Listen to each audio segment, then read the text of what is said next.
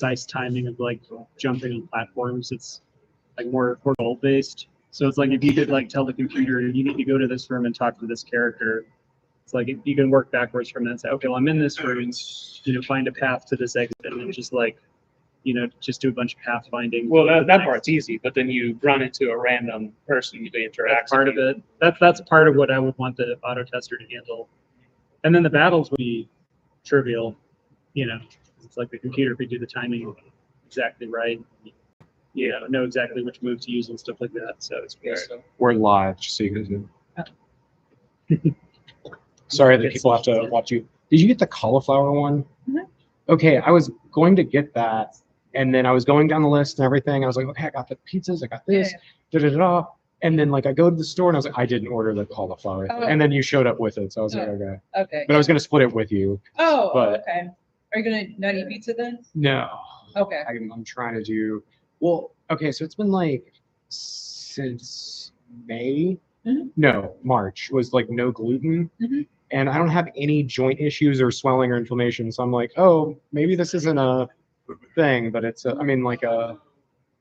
not a weight loss thing. Maybe it just feels better thing. Yeah, you're on. Yeah. Yeah, let me know. What you got there? Pizza. It's gluten-free pizza. What kind of? It was the build your own pizza. I just put a bunch of meat and feta cheese on it. That, okay. Yeah. Did you ever decide where you want Did you get your copy of the game and then have it running to give a positive Yeah. review? Good. Well, I did play a little bit. Good. Yeah. I played on my main computer. On this one, I had it going, and I was like, I'll play. Okay. Amanda got it also, so hopefully by the end of the first 24 hours, there'll be so many positive reviews. Yeah. Well, we already see 6 people that bought it. So if you, Amanda, did you buy it twice? Yeah, so that's 3 copies. Okay. He's got it. Okay. Yeah. And then I played. Okay. So I think there's only one person. I'm sure who bought it. So it might be whoever's in the Probably, No, not that. well, it's the wish list people will come off. Like, oh, it's launch day. Let me buy it. Oh, okay. Yeah. Because there's Probably them. You got it on the Steam Deck? Yep, I got the LCD one too. So Nice. Yeah. Yay! Did you get one of the on sale LCD ones recently? I got Good. I was very tempted by that. it's. I'll say Monco. if you're not too much of a screen snob, That's good. Yeah. Well, you can hook it up to your TV, so I was like, oh, where is it streaming? Yeah. Where's it going? YouTube. Oh, okay. Yeah.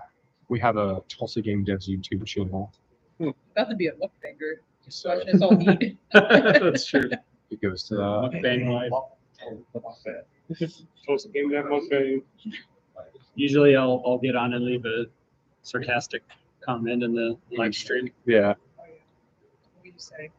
Like, how do I release my game on Switch? Yeah. I like how it's a sarcastic thing, but we're still asking that question ourselves. Well, we have the answer. If you have $18,000 to pony up. Yeah, for that. Yeah. That was the cheapest we found so far.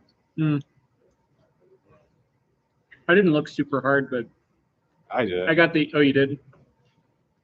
Did anyone write back? Some people, but most were like, no, thank you. No, what? Getting on the Switch, like what it takes to get on the How's Switch. yours? Oh, It's good. The only thing that we found so Good. far, all of our proposals have always been rejected. So there's a publisher, if we pay them 18 grand, they'll get us in. so everybody buy MonCon. Right. We can get up to 18,000. Right. Yeah.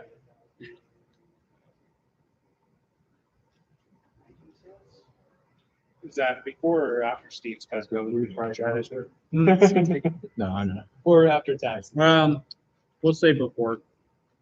I can make up the difference. The live stream's going on. Just kidding. Oh, okay. There's pizza, there's drinks. So you've been here before.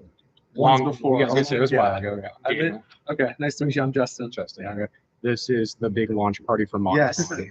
I joined your Discord server. Oh, I thanks. as a bug tester, and then I got married in the meantime. And so I was like, That's okay. Every time. That's a little more That's a important. good excuse. Congratulations. Yeah. thank you. Congratulations on Thanks. What was your Discord name?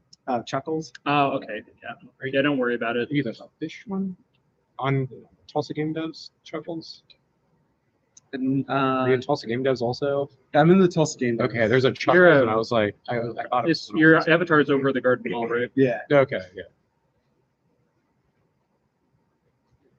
Then, yeah, go grab whatever you want. Like, feel good. When it's actually time, I'll do the spiel. Oh, you found it?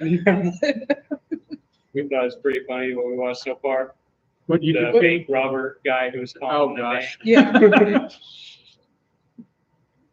Yeah, I mean, those are everything the- about that was true, except the fact that he was a robber and he actually robbed a bank.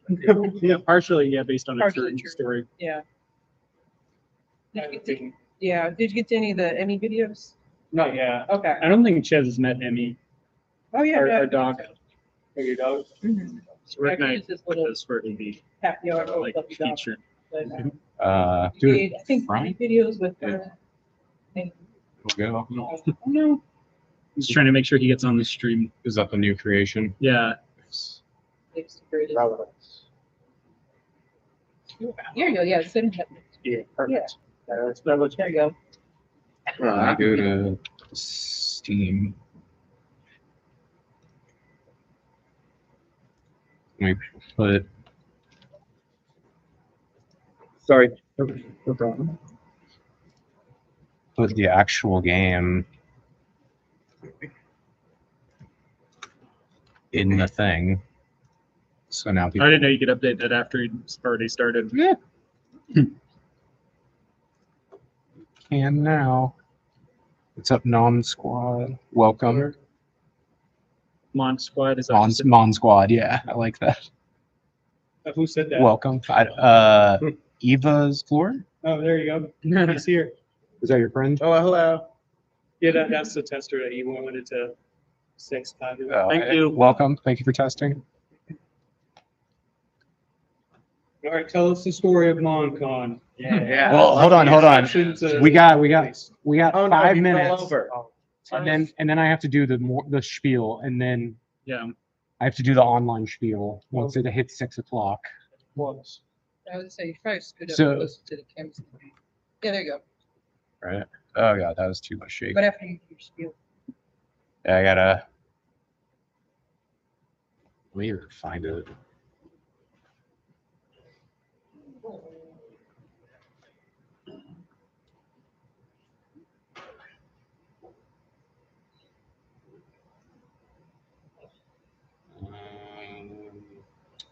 My drafts. All You got right. something you could tell us in 5 minutes? Me? Oh, here, I'm gonna do the spiel now, and then we'll just Okay, get over go it. All right. Thank you for joining us today. We are here thanks to Techlahoma, our volunteers, and our speakers. Techlahoma is a nonprofit, volunteer-run organization that puts on 39 groups, 2 conferences, and sponsors free local events. We do all of this to support the mission to advance the grassroots tech community of Oklahoma. Learn more at techlahoma.org. Okay, now that I did the actual main part that we wanted to, Techlahoma is actually really great. There's a ton of cool stuff. And if you guys are into any form of like tech anything, there's like, I mean, obviously we're here for game devs, but there's a lot of web dev people. They're real popular. There's people that do agile is really popular. The what do you call it? Not where you do the combines or whatever, but project management. So if you're into that sort of stuff or you have a career in that sort of stuff, you can find other people that are in that similar field. So I do recommend going to techlahoma.org. Check it out. It has a cool logo. It's really fun. And then I got to get back to work, but thanks, Elliot, for the experience. So welcome. Thank you for testing. Yeah, thanks. Do not hit that X.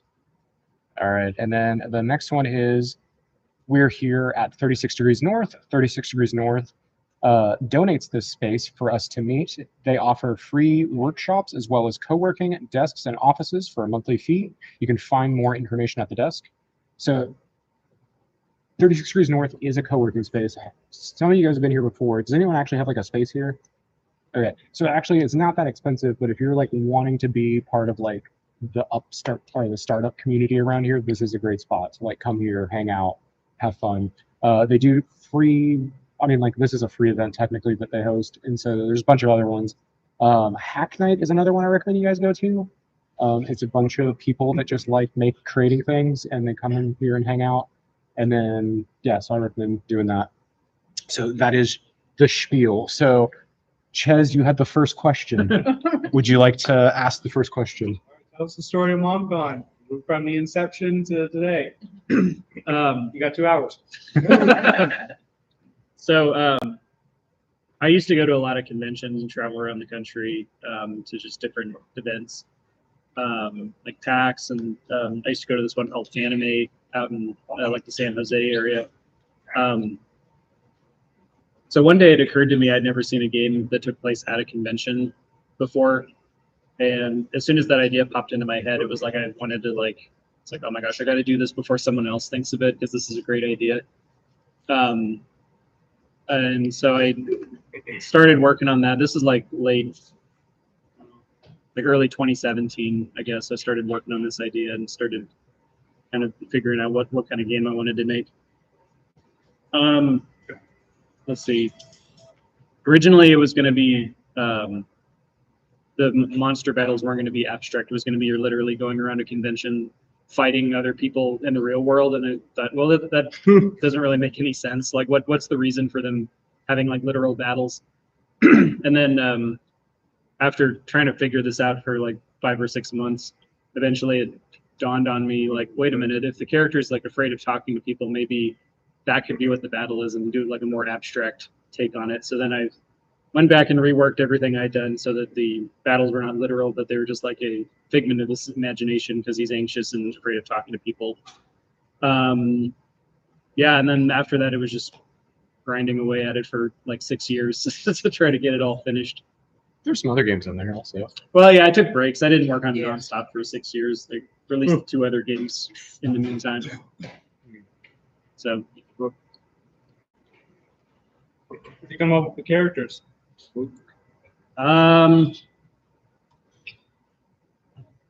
That's a good question. That's really far back.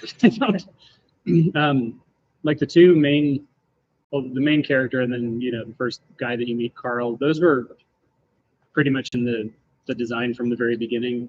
The other characters kind of cropped up over time. Bruce, the saxophone player for the band, he's based on a real person that I met at that anime convention in San Jose that I mentioned. There's a saxophone player named Bruce. Last name is not actually Fingers. I have no idea what his actual last name is, but I ran into him and he was a memorable sort of person. I wanted to put him in the game. Other than, I mean, there's real people in the game because people like Daniel paid to have themselves added as NPCs. But apart from that, I don't know that a lot of the characters are based on real people. Most of them are, except for that one guy I just mentioned, they're all pretty much, imaginary. Yeah. Where'd you come up with the idea for Zoe? Very off the wall character. Very off the wall, yeah. That's another one. Like, she was in there from a very early stage, so I don't really remember where exactly she came from. Yeah, I like writing quirky characters like that don't fit in normally, and they just have their, their hang-ups are very visible, and I don't know, it just makes for more interesting situations that you put them in if they're going to act a certain way in different social situations. So. No doubt, we had pretty deep lore with that teddy bear and being. Did you make it to the final fight with the teddy bear? I haven't made it, no. Oh, okay, well, I got stuck on that snowflake bug where you get that effect. Oh, in the underground rave place. Yeah, kept getting that effect. Yeah. Yeah, well, it gets deeper, so. I like the sprinkles of horror you have in it. Oh yeah. Yeah, actually, that was you told me about the shadow work stuff. That was a very late. So like first game jam I went to in 2022, we were walking over to TU and you told me about this video you saw where you said there's this thing people do called shadow work, where it was like you sort of go back over your past and like look for things that you're running from or that you haven't like totally resolved psychologically, and it's just like you kind of work through that stuff. It's called shadow work. And as soon as you told me the name shadow work, I was like, that's perfect. I got to find a place to put that in MonCon. So that was jammed in the last couple, latter part of development. yeah, the horror flavor seemed to fit that kind of idea. Hold on, I have a question, but guys, there's pizza and drinks. Go grab whatever you want if you're hungry. Like, Yeah. for anyone. All right. So, what bug crushed you during this project? What bug crushed me? Yeah.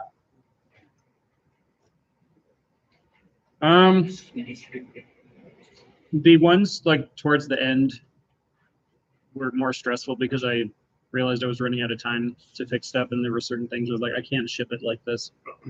So I think it was more of like a time thing. Like, how am I going to find time to fix this stuff? Not so much that it was hard to figure out. Mhm. I think if I thought about it long enough, I could think of a bug that puzzled me for a long time. It took a while to figure out, but the worst stuff got ironed out pretty early on in development. You know, just like setting up the inventory management system and like the turn-based battle engine and that stuff. That stuff kind of got ironed out earlier. So actually somebody, so this okay, so this is what did actually throw me yesterday. One of the Keymailer early access people, I've never had this happen before. Usually people that you send your keys out to on Keymailer or on the Steam Curator Connect, they'll play the game for like 15 minutes and then decide, I like this or I don't like this. This guy decided he was going to try to beat the entire game, get all the way to the end. And I had like not given myself any bandwidth to say, okay, this Keymailer build is playable from start to finish. There was still stuff in like the last hour or so that I needed to polish up. So he ran into all that stuff that like I was fixing as he was finding problems like simultaneously.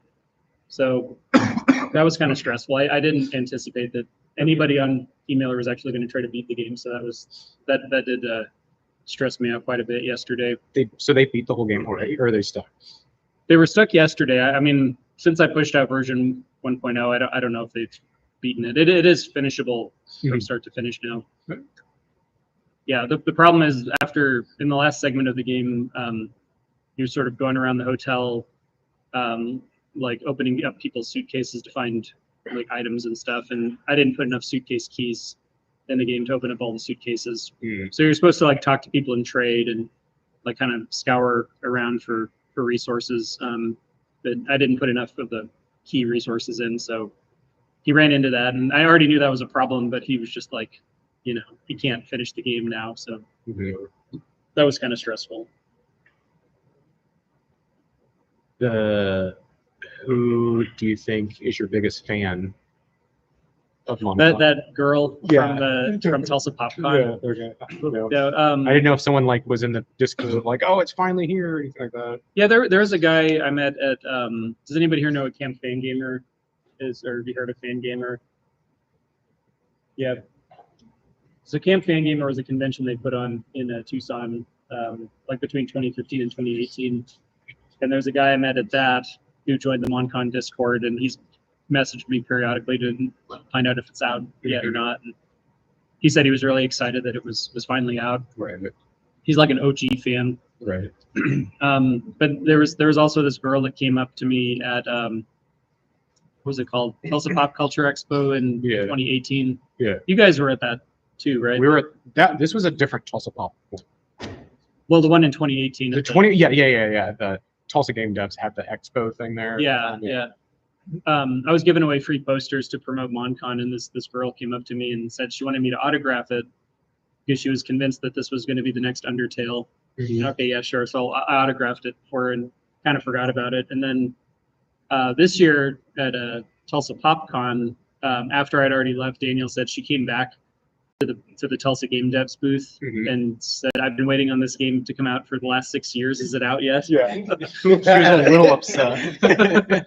Well, no, because we went SoonerCon. Someone came by and they were like, "Oh, MonCon" at one point. I didn't hear about that. I mean, you weren't there. Well, yeah, you were busy working on the game to make sure it actually got out. Yeah.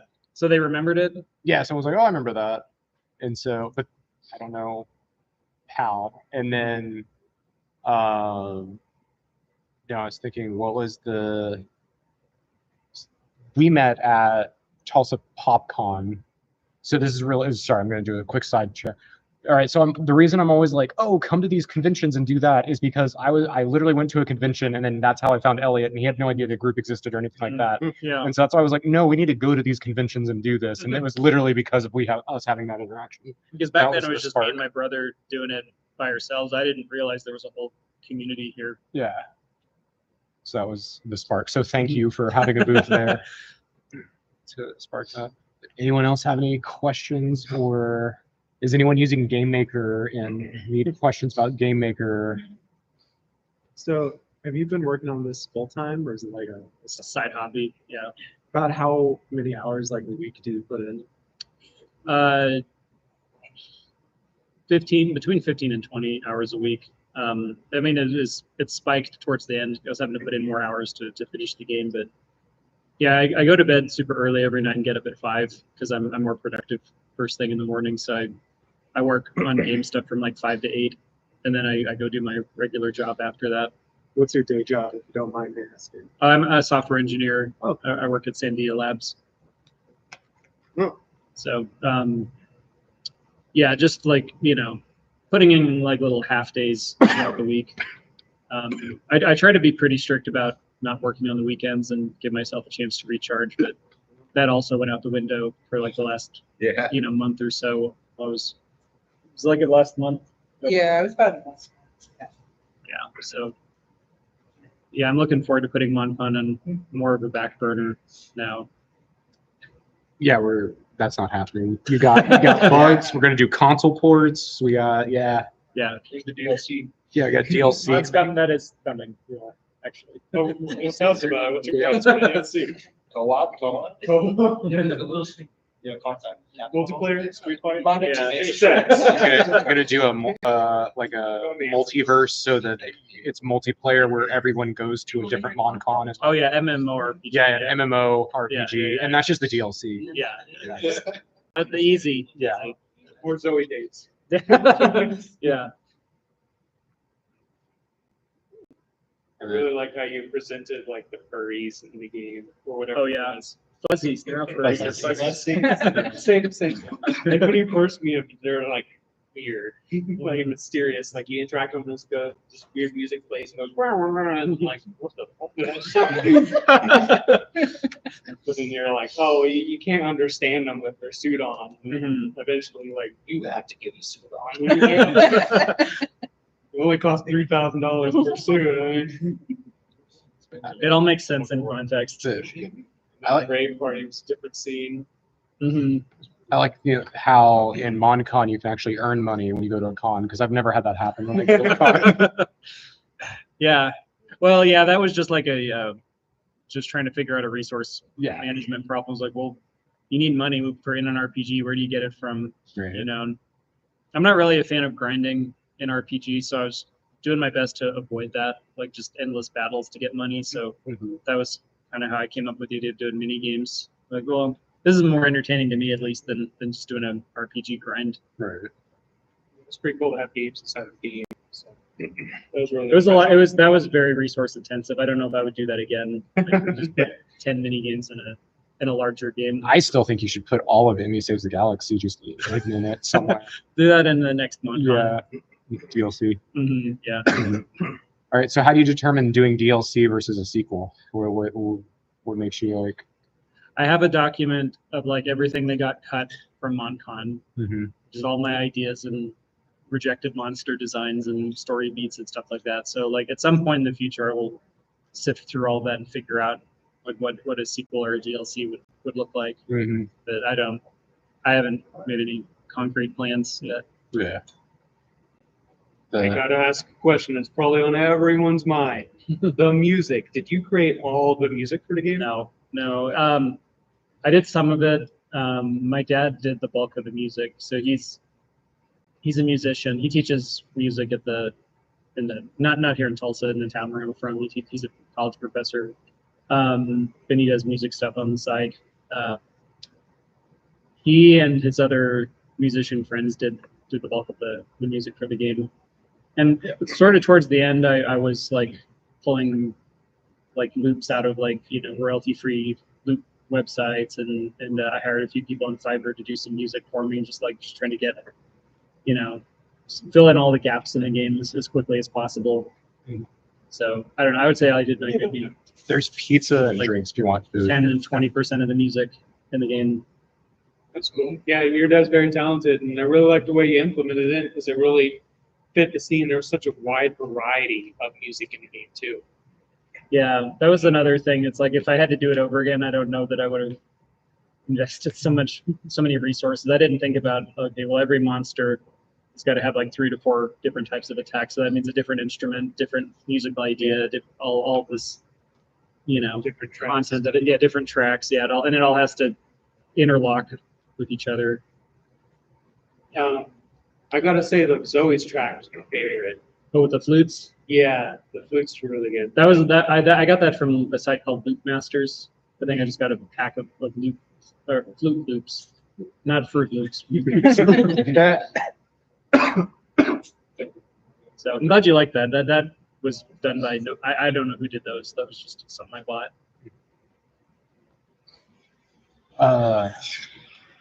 To say, has anyone actually like not seen what the game looks like, or has everyone seen it? You haven't seen it? Okay, I'm gonna pull up the Steam page. Any reviews yet? No. I still have it running, and Amanda still has it running. So like, we haven't even like got to that point. You will tonight. Your copy for me. Yeah. So the battles. Oh, let me go full screen. It's a review tomorrow. Actually, it might be a review. The battles are what do you call these? 2021. Oh, the one trailer. Well, the one I need to make a new trailer. you did the one trailer that said 2021, and then I put like a big 4 over top of one of them. Yeah, for the Tulsa Game Dev site. Yeah. Yeah, some of the graphics are old on this, so I need to make a new trailer anyway. Yeah, all the minigames are really sick. What's that? All the minigames are really sick. Oh, thank you. That's part of the trailer. I'm like, oh. Yeah. Thanks. Did the Yeah, I need to make a trailer with your art in it, Adrian. Remember the Twin Bee stuff? Yeah. All right. So since Adrian helped you with art, apparently, who all helped you? Who was in the? It wasn't an alone dev. You had your dad working on music. Yeah. Yeah. Go tell everyone. So yeah, my Work dad on was stuff. doing the music. Adrian helped out a little bit with the art. And then the rest of it was just testers. I think like Daniel, he tested it quite a bit, and Ches, and a lot of people from work that I know helped test it. I think Ches, you win the tester award. Yeah. For I think most bugs. you found the most bugs For yeah. most bugs. Found, not created. Oh, I don't want to get that impression. I don't want to spread a bad rumor around. I mean, I could have just edited, saved files, and then sent some bugs. Like, Yeah. I don't know why this is That happening. yeah, well, you brought up the fact that you got to buy these furry suits in the game, and each one costs $3,000. When you let me know that you had gotten past that point, I messaged you like, so I'm just curious, like which activity in the game did you do to get $9,000? Because I mean, there's stuff you can do around the convention and work up that money, and it doesn't take that long. And then you said, what? Is that accurate to the cost of actual furry suits? I have no idea. I've never looked into Three it. $3,000 for a furry suit actually sounds on. Yeah. Does it? Yeah. Okay. At least $1,000. I didn't look into it. So I asked you, how did you get $9,000 so Fuzzy quickly? suit. Fuzzies, yeah. Sorry. And then Ches said, "Oh, I just went and edited this file and gave myself $9,000." Well, I put in $1 million, but Yeah, but I does didn't it buy things overflow the unnecessary. graphics? It kind of did, yeah, but I didn't expect to have that big. I think the game itself will cut it off after like 9999, like in Zelda. There's like you can only get so many rupees. Yeah, probably once you reach that integers or something like that. But it doesn't accept it. Like if you edit the save file and go back in, then I think it would just be like, No, I have no issues with that. Just have lots of fun. In my defense, though, that was like my 5th playthrough. that's okay. Yeah, no, don't. So I'm I not, just wanted to get to where I was. right, Yeah. right. I understand.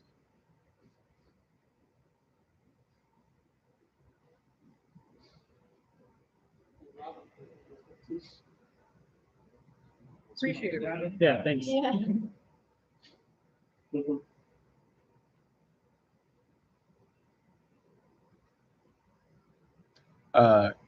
I'm getting a message.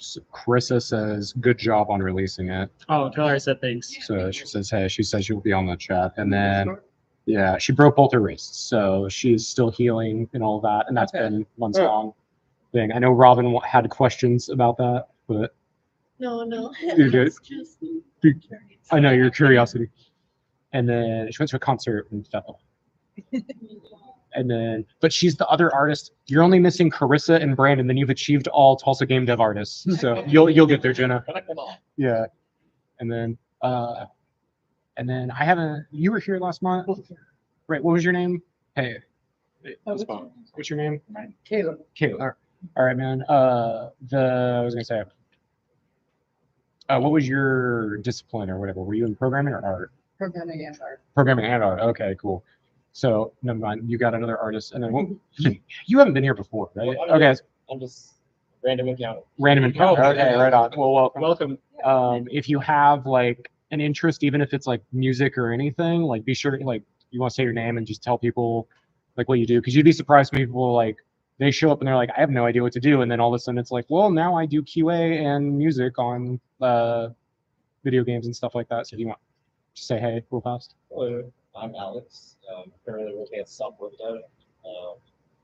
My experience with game dev, I've messed with Godot for a little bit. And I come from an art background also, an art degree, notice you. I don't do anything with it, that's the tracks. But yeah, did some digital art, but that's my passion. So like 2D or 3D? 2D. 2D, nice. Do you have a portfolio? Online, yes. ArtStation. Are you okay if we pull it up? Or do you not? Does that feel like too much pressure? No, that's not too much fun. Okay. ArtStation is good one too, I guess. I don't have much on there. You, Some D&D art on it's not anything inappropriate, right? No. Okay. Make sure. Yeah. Here, you want to come through something? Yeah. If you come around enough, we actually have TulsaGameDev.com. Oh, yeah. So we're putting all the artists on there. It's I don't know. It's a art Well, portfolio. you need to meet Is it Adrian and Jenna down there. They're the other artists. So we're trying to get more artists in one location at one time. Okay. I gotta say, every Alex or Skips right on this and Daniel. So it's like perfect. Yeah, I wouldn't go to the nice. Oh, a excellent. lot of things that actually. Uh, I don't have much on are you in the? You're the Discord. I just joined. You just are you okay? So okay. I'm gonna throw your portfolio in there for later. Glad to hear that. I haven't tested it on Steam Deck. It's doing really good so far. Under art. I can't really. I'm putting it under art, so if someone wants to look for it.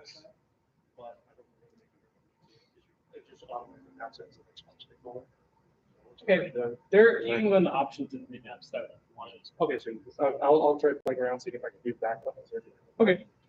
So how do you get the Steam Deck verified? You got 2 Steam Decks here. Adrian has his. As far as I've read about it, Steam themselves actually goes through it, Yeah, verifies. yeah. You can't do it. You can announce to them your game is Steam Deck compatible, and then it'll sort of put it in an ambiguous state on the store page. It'll say the developer says this is Steam Deck compatible, but yeah, Steam themselves, Valve has to verify it. Yeah. Well, I didn't know if it needed a certain setting that's like, hey, if I'm on a Steam Deck, go to these settings, and this is the Steam Oh, Deck setting. It's self-reported. Okay. I Probably think add a different. But I didn't know if like when you launched the game, if it needed a thing to do it or something. with No, higher fidelity games, they have actually updated their option settings, so that way it does work on the Steam Deck because it has that very specific settings. For instance, Cyberpunk, Fallout 4, those types of games. Those the way they got compatible, the way they got their compatibility verified is they actually made specific settings for it. So I imagine that was at the request of Valve more than it went for. Nice job with the art. Thanks. Good. And Yeah, you're that's doing really that good. anyway. Like, so I'll do something productive. Yeah, for sure. In order to get back, I'll do something productive, I guess. Well, I have an art degree, I guess I'll use it. Yeah, right. What other MonCon really? Do you feel like there's things about MonCon you'd want to just let out? Do you need like do you need a decompression? Deep depression. No, decompression. Oh, decompression. I thought you said deep depression. Do you have deeper compression about it? No. I think the biggest lesson I learned doing this game is that hand-drawn art is expensive. And it was probably foolish of me to, I should have either gone with pixel art or just made it a 3D game, because so you can dress up your character with different hats and shirts and stuff like in Animal Crossing. I didn't think about the fact that like each side would have to have its own sprite for all these different hats, all these different shirts. You know, in 3D you just make a texture and okay, that's done. You know, it fits the same size and you move on. But it was like all these little bits of custom hand-drawn art. And then there's 3 different body types in the game too. So it was like that times 3 for like heavier characters and skinnier characters. And so it was just a lot of work that I could have saved myself if I just made that decision early on to either do pixel art or 3D. So I probably won't do another hand-drawn game at this scale ever again. Yeah. How fast do you think someone can speed run? Dude, now's the time. That's what we should do tonight. Do it Sorry, right you just now. threw me that. Yeah, dude. Whatever you put. Yeah, you could be world record as long as you finish it first. The guy, Go straight for the wall in the bathroom. Is it dependent on your monitor's refresh rate? No, because I've seen that happen with some games. Like I have a 144 hertz monitor, and like I tried to play Shantana once, and it was going like turbo fast because it didn't count enough. the guy who was testing it yesterday, he uploaded a Let's Play of himself. He had made it about 30% in his first upload that was 3 hours long. So I guess, multiply that out. It's probably like 6 or 7 hours to speed run, I'd guess. This guy had like 1 out of 16. Yeah, he labeled his video part 1 of 6, which I'm not sure what that was about. Because he got pretty far, and I don't know what he did for the other 5 parts. I don't know, maybe he just decided to stop and do a bunch of Get that $1,000. Yeah. Get $1,000. Go for the gold.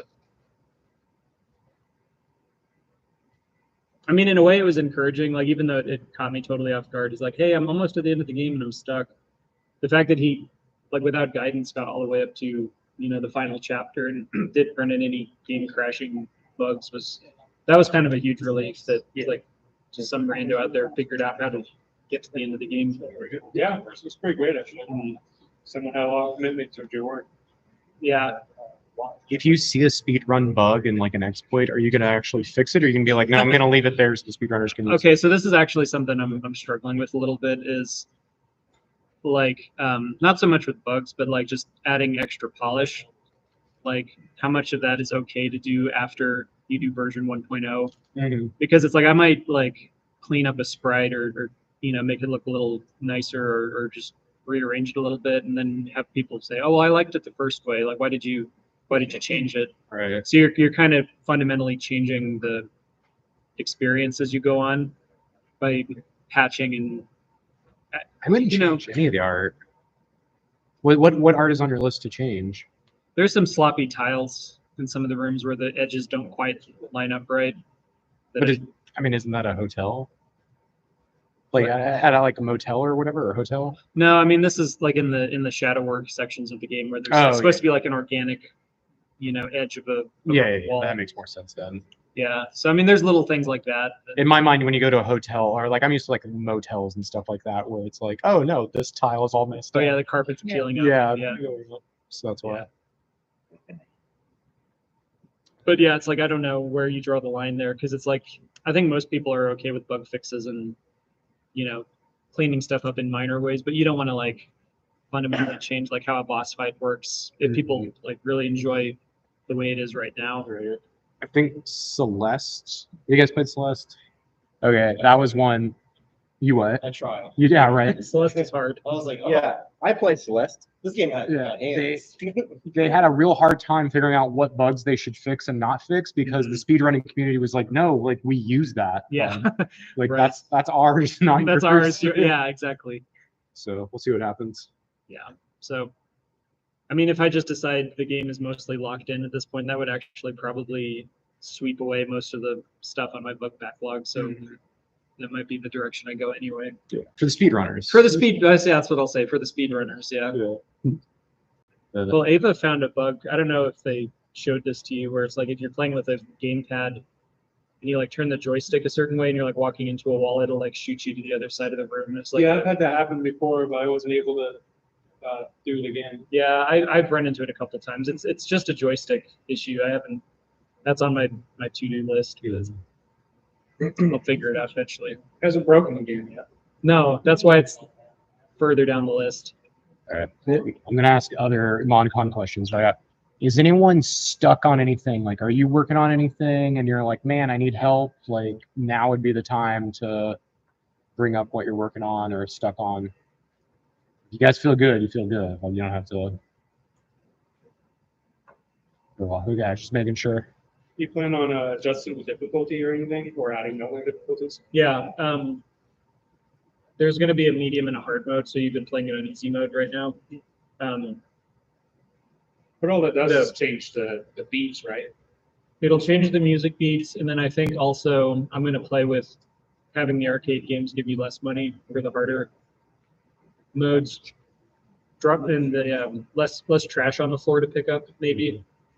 I don't know. I haven't decided yet, but most of those music patterns are in the game. I just have to go through and clean them up before I make a version where normal and hard mode are turned on.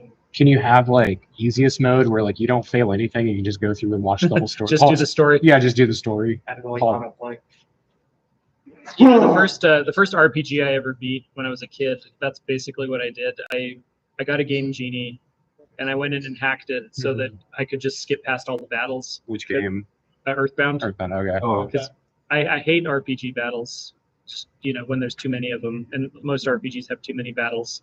So I hacked it so I could just skip over the battles and just enjoy the story. Mm-hmm. And that was how I experienced Earthbound for the first time. It was just story and no battles. Did you ever beat it the normal? Yeah, I did. I Okay, did cool. eventually, but so I mean, I can appreciate that. Like somebody might want to play it just for the Right. story and not go through any of the battles. Because I want to say there's certain. Is there a game that has the difficulty? It's like called it's story mode. Like you just can't die. Anything like that. Is there? Baldur's Gate has a story mode. Yeah. It's really easy. Okay, that's what I'm thinking of. Then I was like, there's something You still recently can die, but like, it's pretty hard. It's gotta try. Deus Ex Human Revolution that has like a story mode like that where you can't die. has a very easy mode called Give Me a Story. Yeah, that's I think 16 has that feature as well. Final Fantasy 16. okay. That's probably what I'm thinking of. Then. No, I was hearing more and more about that because there was a debate. Because what's the you know the swords? I know that doesn't narrow it down. Yeah. Xenoblade, No, The main character? Final Fantasy. Elden Ring and stuff like that. Like the Souls game. Those swords. Yeah, those, Those swords. yeah, those swords. There was a big debate online if like there should be an easy mode for those sort of games, even though that kind of goes against the whole point of the game, Right. and stuff like that. It And depends on the design. dude, okay, now I know what I'm thinking of. Super Mario Wonder. Oh. If you play as Yoshi, you can't get killed. If only if you fall down like the hole. Yeah. And Can't so, take damage. so what I did was I was playing with my nephews. So I was like, no, you need to be the green Yoshi, you need to be the blue one, you need to be this one. And then I played with them, and then none of them could die, and they had a blast. I was like, no, it was something I played. That's the one. Man, you're much nicer. I would play as Yoshi, and then I'll be like, why is this game so hard for you? Well, it threw us off because we Yeah. played through Mario Wonder, and one of us were we both Yoshi at first? Or? I think we were maybe, yeah. I mean, I was why like, why wouldn't can't I you get want to the- be Yoshi? Like that's exactly what you'd want to do when you play this. Sorry. Right. Well, Yoshi can get any of the power ups like the elephant or the Mhm. bubble suit and stuff like that. So we were playing it. We're like, is this game broken? Like, Yeah. why can't we get the elephant? Yeah. And like, where's? Because that was like the thing Mhm. you know they advertised is you can be Elephant Mario. Right. And then I read the fine print. If you play Yoshi, then it's like easy mode where everything is turned off. It's the press of being a dinosaur. That would be a feature for MonCon 2, like a story mode. I don't want to go through and Oh gosh. implement that No, at this no. point. It'll be for version 2 of the engine for MonCon. Are you gonna do, well, the next one's gonna be 3D. Oh yeah, yeah, of course. Are you going to still do it in Game Maker? If I do a sequel, yeah, probably, because the thing is, it's like I set it up so that the game loop is decoupled from the story. So it's like you have like the internal workings of like how the battle system works, how the inventory system works, all that's like here, and then like cutscenes and the items and the monster types are, you know, separate, and then they get inputted into the system. So it's like, you know, a hypothetical sequel would be much quicker because the core is done. It's just okay, new story, new characters, new items. It's all kind of set up for that. So I probably wouldn't switch engines for MonCon. I think you should do the opposite. It took you 6 years to do this one. I think you should do one for the Every next 6 six. No, one for the next 6 years. So do 6 games in 6 years, but they're all MonCon sequels. There you go. Do 6 games in 1 year. Yeah, or 6 games in 1 year. So if this was your decision, what would be the amount of sales you'd have to make before you'd say, okay, I'm going to do a sequel versus like, well, that was a failure commercially. I'm just going to put that on the shelf and move on. Like, what would be the money amount to say, okay, it's sequel time? Okay, realistic, like not giving you a joke or anything like that. Yeah. I wouldn't care. I'd just be like if it's important, I would just do it. Yeah, Be like, I need to yeah. get this done. Yeah. If I like to tie values to stuff. yeah. I would say at least 1,000 before you consider doing anything with the game, because then Steam gives you your money back. You give right? your Yeah. money back. Your So deposit. at that point, it's not a failure. See, And then if you make enough to live off of it for a year, you might as well make a sequel. yeah. Right. I was thinking a way lower bar, and that's when you go to Steam here, it says like Steam is learning about this, and then all right, I'm gonna Yeah, but that's like 10 reviews. no, because like What does Firefight say? Or where do you but look yeah, for? Firefight says yeah, profile features limited. So because it hasn't sold enough copies or whatever Steam's does, this won't show up in like any recommendations or anything, right? I didn't know that. Yeah, it sucks. So I only have one game that's out of actually two that's a whole different story. If I could get out of that little loop and like Steam was actually trying to promote the game for me, then that would be the barrier that I'd be trying to do. But I have no idea what the metrics are to get out of that. I think it's What is well because even what about Emmy Emmy? has 22 positive reviews and we're still profile features limited. Yeah. The only game Ramify. I'm out of it on this one and I have 38 reviews. Nice. You know, any of yours, Ches, if you've got out of that the limited profile features. Probably. Let me see if Clay Soldiers is because it's free. Yeah. Oh yeah. But like, I don't know, whatever number amount or whatever it would take to get out of that, then it would be worth it to me. Mm. Because like Urban Entrepreneur, yeah, I see profile features limited. Which I don't get why Steam isn't just like, you know what, we'll do it anyways. We're gonna promote all these games and try and get a I mean, bunch of weird it's stuff. you I know, think I read somewhere they assume, in general, Steam assumes that every new game is just an asset play with just some cash grab. And Mhm. so it just basically you have to prove it's a real game and not just something you can go up with, use it up others to make money. That's what's so like last time we were, I linked that Mhm. guy about marketing. Mhm. That's basically his opinion of it. He's been doing marketing for 20 years on Steam. But what I don't get though with that, I mean, like, or not get. Sorry, I'm hitting a weird brain fog. Okay, it does that. Man, I had like a. Say that again. Hold on. I know I'm kind 20 of years on Steam. no. Before that, The marketing guy that I share, yes. he says that Steam assumes everything is an asset. There we go. How many asset flips are actually happening on Steam? Actually, probably quite a bit. But like, I don't look for them, but I mean, because you can go to any new release, and new release is whatever game came out that that's day. And, like, constantly just like update one. and I feel like if we were having this conversation 5 to 8 years ago, yeah, asset flips were pretty common. But I feel, I've gotten a lot better at filtering them out. is it they got better at filtering them out, or I know, but like I don't feel like people are doing as many asset flips. I feel like people are lowering the bar and being like, I'm just gonna do this kind of weird game that's kind of goofy or whatever. Yeah, or basically just Don't know. their own personal project that's a close to some existing game. Mhm. Don't know, but I remember recently, like the past few months, sometime, I was me and my husband were remember we were like on the PlayStation store, or we were on some kind of online store for games. Sure. I don't remember how we even got with it. Oh, the water fountain is way down there. Oh, Or about the we found like this whole entire series of like there was 20 games or something. It was like it's like the dancing sandwich and the dancing pizza and the dancing burrito, Mhm. dancing quesadilla, and it was like what? Hidden realm of the Yeah. PlayStation Store. Yeah. Yeah. What I do is the whole time. Right. Well, you know what's going on now with Banana, right? You don't know? On Steam? Steam, where it's literally just a picture of a banana and it just gives you like Steam market drops, like different bananas just on the marketplace, and they pay hundreds of thousands of dollars off it. The I game is just a JPEG of a banana and it gives you a Steam drop for 3 hours. Something you can sell on the marketplace. okay, because on the discovery queue, I got banana, banana 2, and banana plus plus showed up in there, and so I was like, "What is this?" And then one of them was free to play, and I was like, "Well, I'm gonna take that. Thank you." And it's just, What it's is just this? a JPEG of a banana. Yeah. Okay. Okay, but in order to get that drop, you have to have made at least $1,000 on Steam. That's one of the rules. It won't do the card drops or any of that until you hit 1,000. So they had to have made $1,000, which, I think they've released other games before. I yeah, guess this was just kind of an experiment and blew up. right. That just happens sometimes with games, but Okay, for those of you that are trying to get a game on Steam, yeah, you have to get it for $1,000.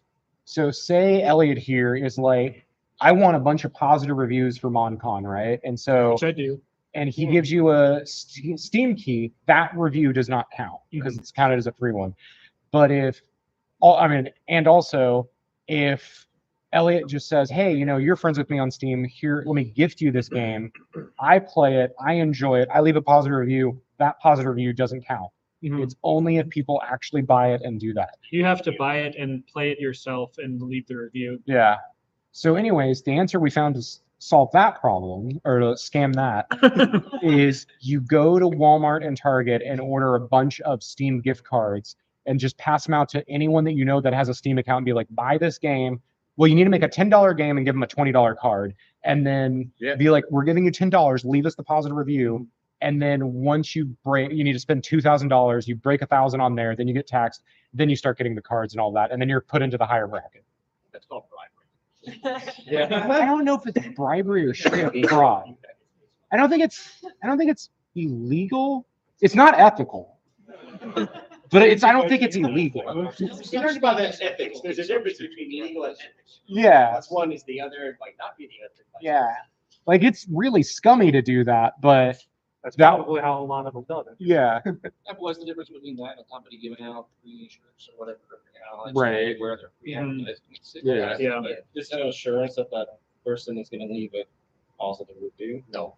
No, that's why you make a $10 game and give them the $10 gift or $20 gift card, so they have that $10 be like the So you're like placing your trust in the person that you're speaking to. yeah. With the investment. Yeah. How do you clarify that they shouldn't be in their review, that they will give them $10 to leave a review? Yeah, also that. Yeah, really, you do that, it's awful. Request Steve to take down the comments. Or you just give the card, they just buy CS2 keys. Yeah. Okay, there's What are your Oh, no, it's okay. what are your stats for the first day? Like you've had it this long, how many copies have you sold, or do you want to share any of that? Or- yeah. 6 copies sold.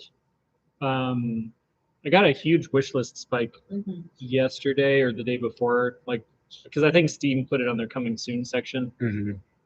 I got like 100 wish lists in one day, which that's like the biggest spike ever Mhm. for me. So yeah, 2 curator, like they're not even recommended reviews. The curators can do informational reviews, which it's just like that's yeah, it's not helpful. If you say recommended or not recommended, informational, it's just like you copy paste it in text. What else? Yeah, wish lists are hovering pretty close to 1,000 right now. I haven't quite gotten over that 1,000 barrier. Well, Yeah. I mean, so many people are buying it now. Yeah, it's gonna deplete It's gonna it. deplete it. Yeah, Yeah. yeah. So, yeah, I don't know. Nothing super exciting so far. It hasn't gone viral. Mhm. Does Steam show you the difference between like just the copy bought out of the blue versus like this is on someone's wish list for Yes. however long? Yeah. Yeah, I mean, not at the level of like I can track like this individual copy of the game, but they do show you, oh, today, you got plus so many wish lists, and then they'll tell you like, oh, well, these people took it off their wish list, and then there's a third category for some. It was on someone's wish list and it translated into a sale. So, I mean, if you looked at it long enough and hard enough, you could probably figure out like who's buying it out of the blue versus like taking it off of their wish lists. That is not right up front.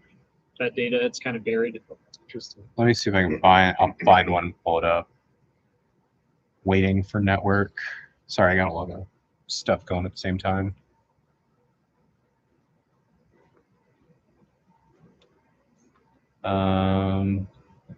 Angerfoot. Okay. I have no parental guidance things or anything, so if something really gross pops up here that's not intentional. Look away. Yeah, the anime section. That pops up. Okay, I'm trying to find. What are you I'm looking for? obsessed with this game. Because the curator ones, I thought they would. Yeah, what curators say. Mhm. So we go down there at the bottom. This is where it would show up. Yeah. And then they're like, they recommended it, so that means they played it. They played it. Oh, I But see. there's a yellow one that says informational. That means they didn't play it. They were just telling you what it is. Mhm. Yeah. But critiquing Doge, I sent them a copy of MonCon. Nice. I wasn't expecting to actually see a curator I recognized. The How long was this under production? I started on in 2017, so going close to 7 years, but I wasn't working on it nonstop for 7 years. It was, I'd work on it for a little bit. I think 2017 was only 7 years. Yeah. When did you start your blog thing? Did you start like, when did it- Oh, when did I start it or what did I do? Both. well, you would sell assets. He would go to cons and like to promote it. Yeah. Talk about. I would. Yeah. So when- I mean, that was 2018. Yeah, I was marketing it, sort of grassroots from the very beginning. So I did a lot of cons and, just trying to get the word out through word of mouth. I put the Steam page up in 2020, I think, or yeah, it was 2020. And then I released a demo that same year. I didn't really do any ads, any like paid ads on any of the social media sites, although I want to do that now that it's out. Keymailer, that was another thing I did. Are you familiar with Keymailer? I forgot what it was though. So on Steam, you can generate keys for free copies of the game, and they'll give you like a text file that has all the keys in it. Then you go over to Keymailer and give them that text file full of keys, and then they will bridge the gap from you to all of these streamers and Let's Players and people who will play your game. And I think it's worth it. There's a process for that too. Yeah, depending on how much money you want to sink into it, Keymailer will open up more doors. Like they'll get you in touch with actual like gaming journalists, like Kotaku and sites like IGN, yeah, sites like that. I didn't. that. Yeah, I didn't pay for that package. I just paid for their curator streamer package. So I've been sending out keys that way. How much should that cost? 150. Wow. And they give you access to, I think, 1,500 streamers that you can. Yeah, it's a huge pool of people. I mean, they're not all going to play your game. Like I've already had some people send the key back and say I'm not interested, and some of them, like their genre focus is going to be different than what your game is. And, maybe they speak another language.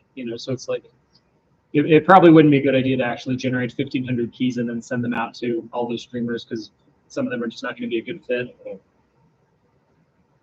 So looking back, I guess, what would you do differently? Tell yourself. Oh, well, As far as just Yeah, marketing specific. from the marketing Yeah. standpoint, I don't know. I feel like I did sink a lot of money into things that didn't go anywhere. Like I printed out these like plastic ID cards that have Steam codes on the back to make it look like, like here's your batch pass to go to MonCon, like a real life. Oh, you're going to MonCon, here's your pass, and there's a Steam code on Well, the that's back. really creative. Volleyball. I feel like, but also how many conventions have you gone to since making those? Oh, just the one. Yeah, I think like if you were at SoonerCon doing those would have sold out that whole weekend. Yeah. Yeah. Yeah, you still sell. Yeah. I mean, they're just sitting in the house like a list right now. But It's not like they're gonna go bad. no, it kind of felt like a misfire. But I mean, I can still try to sell them. Yeah, I feel like that's the right area. Because like you went to the one convention, but if you were at Mhm. any of the other conventions, people would be like, "Oh, a game made in Oklahoma? Yeah, I'll buy that." Yeah. So I mean, I can try again, and we have a few conventions coming up, I guess. If we can get into them.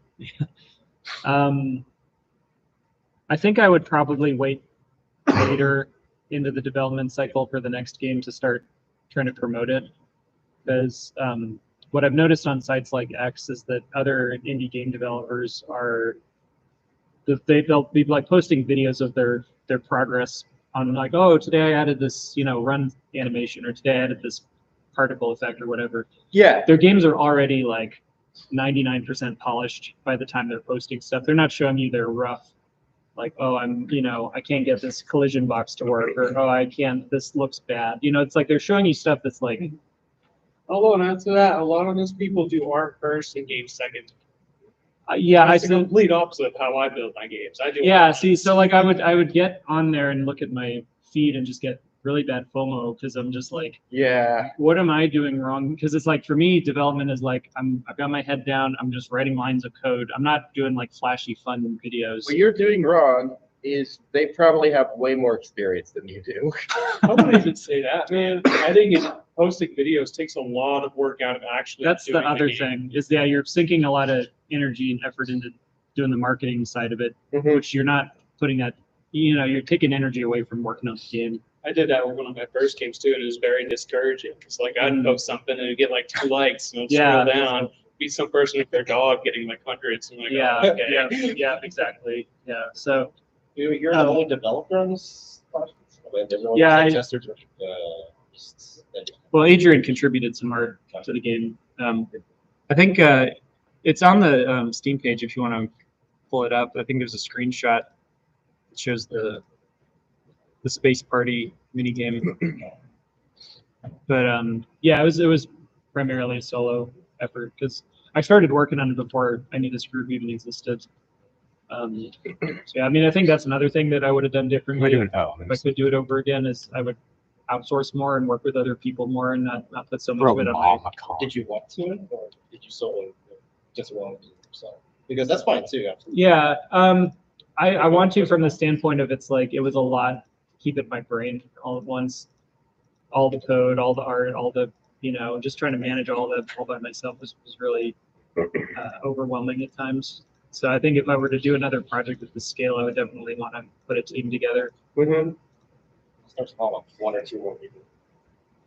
What's that? Yeah, start small, like 1 or 2 more people. Yeah. This one? No, keep going. That's the end. That's the end? Oh, sorry. I thought it was on there. Hang on. Did you go past Space Party? I could have sworn it was in I this know it's in the list. video. Screenshots. Yeah, the okay, end. sorry. I thought it was on there.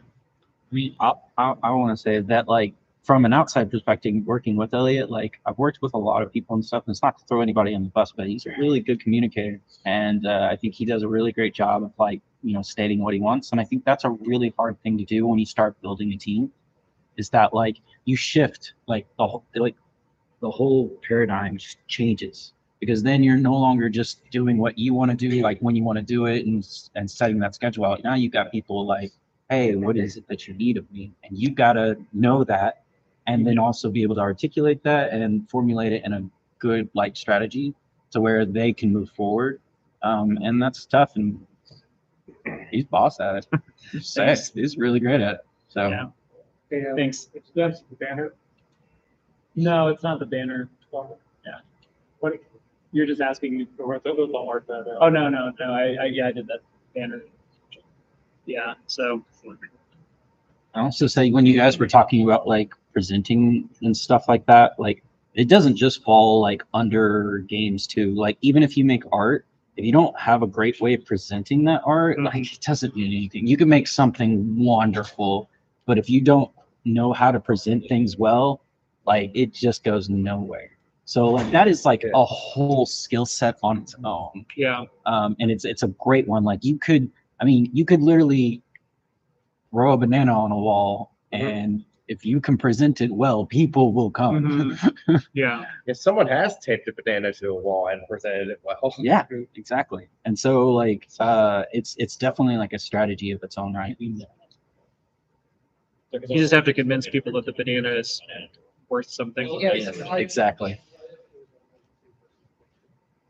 Someone else. So what's next in the future again? We talked about DLC, right? Oh yeah, Oh. you said something about DLC. You didn't did know introduce what teasers. I think, well, like Daniel said, the immediate next focus is porting it to consoles. So we have some inroads with PlayStation and Xbox, not Nintendo, but just PlayStation and Xbox. So we're going to focus on that and doing bug fixes. I think, you know, if I ever do a MonCon 2 is really just going to depend on how well it does. Like if it just kind of sputters out and doesn't sell a whole lot, then I don't think it makes sense to start making a sequel. But I have like short story ideas that I would maybe release as free games, like little 30-minute ideas. That would not 30 minutes to develop, obviously, but like the game would take 30 minutes to beat. Some shorter ideas that I'd release for free. What? Like what? Perspective. No, Yeah, tell us our ideas right now. well, one right off the bat that I'm pretty sure I'll make at some point is a group of kids that wanted to go to MonCon but couldn't. So it's like happening simultaneous with the convention, but they're like in a completely different place, and they're like watching what's happening like on their phones and on their computer screens and stuff. But different group of kids, different. I think the engine would probably stay the same, but it would just be a different location, different characters, different story arc. It'd be kind of interesting if you made that like where you had to like flip through page feeds and stuff like that to find the main characters from MonCon. They keep track of them. I want to do something like, again, this would be like in a fantasy universe where everything, you know, they have time and money to do more of this, is to have like future MonCon events where some of the characters reappear at future cons, but not all of them. Like, so there's some overlap. Like there'd be new characters and old characters, so you kind of get that old organic. Oh, I went to MonCon last year, and now I came back for this year, you know, that kind of thing. But You're thinking that far ahead. What is the future for the characters? what's the What is the future future for for the characters? Does Marlene become an interviewer at a TV radio station? Yeah, see, what I need now is for somebody to make a MonCon wiki for me, so that like I can go back and look up all these details. I guarantee you there's at least one fan by this point. This is now his favorite game ever made. And he's already started the wiki. You As are I- his god. Is there someone Think there? of that as you will. The door, okay. Someone trying to get in. I thought so, but then no one's there. No, he's Right now they're staying. Oh, they're standing. Should we let him in? Yeah. Are here for close people? Here you're all nice. It's our place to What's that take. Game Maker? It's on his hat. You guys, they painted. This is just a really comfy hat. And it's maybe just something like this there. I'm assuming you're not gonna change anytime soon, so like, you know. I'm itching to try something new because I've worked with Game Maker pretty much since I started on MonCon in 2017. Game Maker's been a great engine, so I wouldn't say I'm sick of it, but I feel like I've done. What's that? Next game a little bit. Yeah, just try something new. Unity's probably the engine I'm most familiar with after Game Maker at this point, but I do want to learn Godot at some point. I've been itching to try. I've been learning Godot. Mhm. Yeah. Do you like it so far? Yes. It's very much. I finally realized Godot feels like cheating. Because once you finally figure it out, it's so easy. I know, right? It feels like cheating. Then you think back to like when we made Doom and all these games in the 80s and 90s on all these old hardware. I think they had to do is like, this feels, I don't feel like I'm getting the right experience.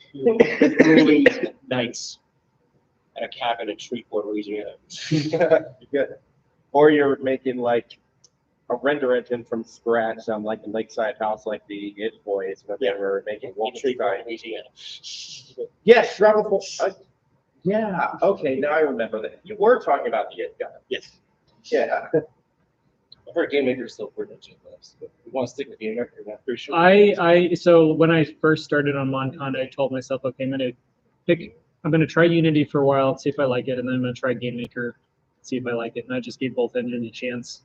I went through like some RPG tutorials for Unity and then Game Maker. I did Unity first, and then I did Game Maker. And I'm not dissing on Unity, but Game Maker just clicked for me. Like as soon as I learned how it worked, I was like, oh, this is just such a natural fit. Oh yeah, if I was making a 2D game, I'd use Game Maker over Unity. Just it's so nicer to make a 2D game in Game Maker than dealing with Unity's extra. I recall it's more geared towards it, right? Because I think it was all 2D or isometric. you can do 3D in Game Maker, but it's kind of like what Glenn, you were saying is you got to like do all the 3D from scratch, like vertex by vertex. I've only done 2D. Oh, maybe you were saying that about the It guys, like in the render. Oh yeah, No, he was talking about. Yeah. Doom is fake 3D. It's basically just That's what you can do in Game Maker is you could say, oh, I want to draw this vertex with this perspective. Now just repeat that a million times. You can do that, but you shouldn't. Right. You should use a 3D engine. Yeah, there's no unless you just just for the experience of I want to do this from scratch. It's also mind-boggling, just like what Carmack was able to do back in like '90s. He's a super genius. I know, right? I'm 2 degrees removed from John Carmack. Did I tell you that? How'd you pull that off? I'm not related to him. There's a family friend of ours who used to do. You remember what Bob does? Does he do interviews or? I thought he was like a journalist for some magazine. Yeah. But it was through John Carmack's rocket hobby that he was pursuing in the 2000s. Family friend of ours interviewed John Carmack for this rocket magazine. That's cool. So 2 degrees removed. 2 degrees. I feel like you follow him on Twitter or X, and then I do. Be 1 degree. Well, that doesn't count. I know. I mean, I follow all the It guys on X. Right. That's actually my first time calling it X. No. I still call it Twitter. Yeah. Call whatever you want. Twitter. Elon Musk's ego. But yeah, I Game Maker's currently my favorite. So if you're thinking of doing a 2D, and I highly recommend it. I think it's really easy to start.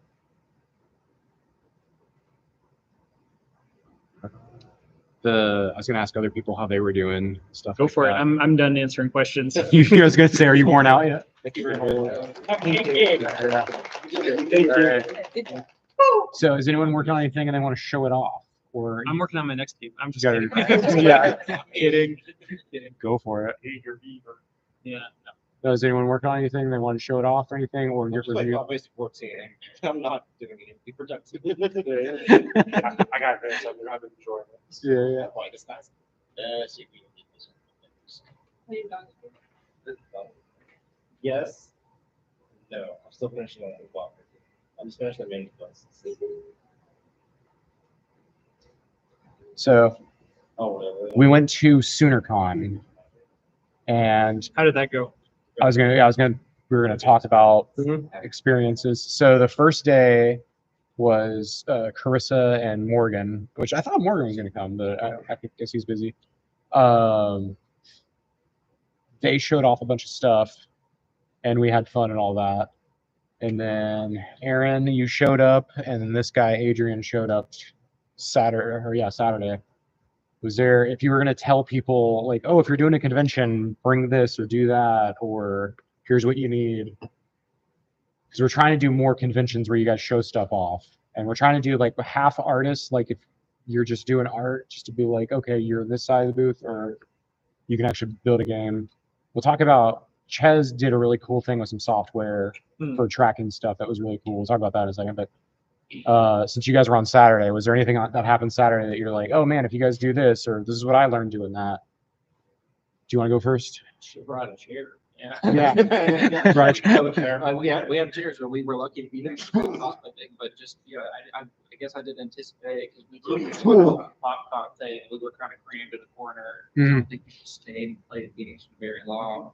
They were kind of in the way, but this one we weren't really in the way. So several people would sit down, play games for 20, 30 minutes or something. So yeah, I wish I could have brought small chairs so like people could do that, but then somebody could go sit and play that next setup or whatever. Or I could sit while I watch them play chess for free. Right. That was covering over the shoulder like nice. Right. Gotta try the use. Right. So we were in a different section for clubs, and so they were way smaller and it was less price. But if we were able to get a full size booth, I think that would have been a way different story. We would have put like the tables to the side and then just had a bunch of chairs in there. Kind of like towards the center. Yeah, and then just had everyone just come and just chill in the zone. I think that's what I would like to do. The other thing I'd say is probably like business cards if you're really trying to promote your game or whatever. Like I've never been like in my professional life a business card person. I'm like, yeah, shit. I don't do them in real life, but then when in the game, like when you're promoting both, it makes sense to have that whole action, right? I'm business card. Here's my Discord. Here's my Steam page or whatever. So you can go listen. But I think they can get on. If nothing else, it's a great way to like close a little bit on somebody else. You know what I mean? Like, well, hey, if you're interested, whatever, go talk to this guy.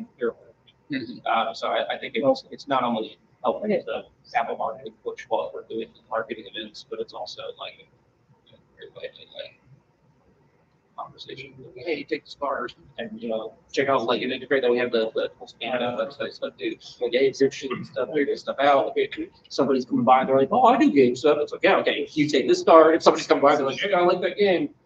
Yeah, but it's also nice because if I step away from the booth or like if with Adrian step away from something, I'm like, oh, we'll check out his game. Right. To give them a card. He's not here right now, but you can learn everything. I'll check out. It's simple for business cards. Yeah, it's so good, and they're so cheap. Like you just gotta scan them, make one up, get $100 for what, $15 or something. Yeah, easy buy. You get this. There's a reason why artists. Do you know what the Wi-Fi password is here? No. Just walk away from the vendor. Do you know how to set up your phone as a Wi-Fi? Right. You need these green corner. That's still working on it. That's okay. You should try to make it date. Yeah, it's charging slowly. Yeah. No, you have to. Just roll a ball around the page or something like that. I was actually thinking about that. We did with QR codes. If we had the QR codes direct to the web page through an API, we could actually start like pulling data on how many people are actually scanning the QR code and we can pull up the website. I think that's what Yeah, you should pull up the website. link tree. Oh, yeah. Like that. Yeah. You go to your Unit. Stuff. Because I wasn't sure if Linktree just it's the total website, it's or it separates it out into like these are. So we got QR codes, this. DTD search. So we have the updated Tulsa Game Dev website. So we have I'm really proud of this. trailer starts. Then we have everyone's game. Yeah. Yeah. And then everyone's game. So if you have a project, put that on there. Then we got a little slideshow. And then you go down here. So we got a list of studios, programmers, we got actors, different groups, and then artists. So if you're one of those and you want your company or whatever on there, send it in the Discord. You're here. And then do you have a portfolio of any kind? I have an itch.io. Yeah, if you want that, tell us what which one you want, and then we'll put it in. As long as I can make the table divide evenly, we can add more games. Yeah. If it's uneven, it's gonna bother me. I mean, somebody's got to pump the game out. Yeah. Yeah. Yeah, it looks really professional. Right. Yeah, you did a great job with that trailer, Chip. Yeah. That's great. Like it just hits you right when you load the page. Oh, the mobile's not bad either. Mhm. So, yeah, we got to release a few more games so that we can update the page. Right. Yeah. And then We can go back through our game jam stuff, I guess. delete some of that, like, or add or delete. Yeah. Did you tell Ellie about that kid that played like almost all of Emmy at the con? Oh no, he came back Sunday also. Oh, Yeah. did he finish it off? Yeah, he finished He it. finished it off. Are you serious? Yeah. He was amazing. So All 800 I had levels? no, I had an old build on mine, and I was like, I don't care.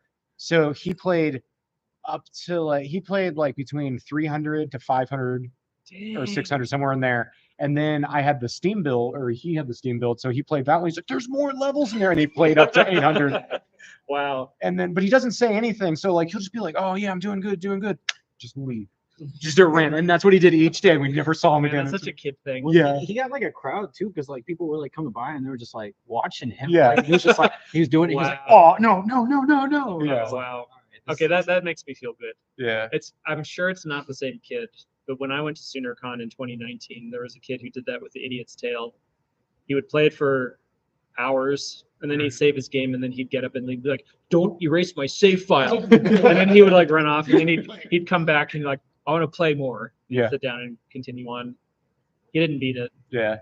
Once they get past an hour of playing there, I usually just give them a Steam key and like, "Here's a free copy of the game. Just Please go play. enjoy your con. Like, Yeah. don't just Yeah. play this the whole time." Well, there's a kid at Yee. That's the MonCon. Yeah, that was in the Yeah. MonCon. Yeah, that's the one. There was a kid at Nescatunga last month. It was another con that I went to who played Emmy for. It wasn't as impressive as that, but it was like a good, 30 minutes to an hour. Mhm. He got through a good chunk of it.